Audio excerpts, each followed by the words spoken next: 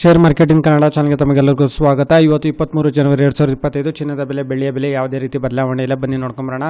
Commodity market ಇವತ್ತು ಚಿನ್ನದ ಬೆಲೆ ನೋಡೋದಾದ್ರೆ 24 ಕ್ಯಾರೆಟ್ ಬೆಂಗಳೂರಿನಲ್ಲಿ ಪ್ರತಿ 1 ಗ್ರಾಮ್ 8,209 ರೂಪಾಯಿ. ಹಾಗೆ ಪ್ರತಿ 100 ಗ್ರಾಮ್ ಚಿನ್ನದ ಬೆಲೆ ಬಂದು 8,20,900 ರೂಪಾಯಿ. ಹಾಗೆ 22 ಕ್ಯಾರೆಟ್ ಚಿನ್ನದ ಬೆಲೆ ನೋಡಿದರೆ ಪ್ರತಿ 1 ಗ್ರಾಮ್ 7,525 ರೂಪಾಯಿ. ಹಾಗೆ ಪ್ರತಿ 100 ಗ್ರಾಮ್ ಚಿನ್ನದ ಬೆಲೆ ಬಂದು 7,52,500 ರೂಪಾಯಿ.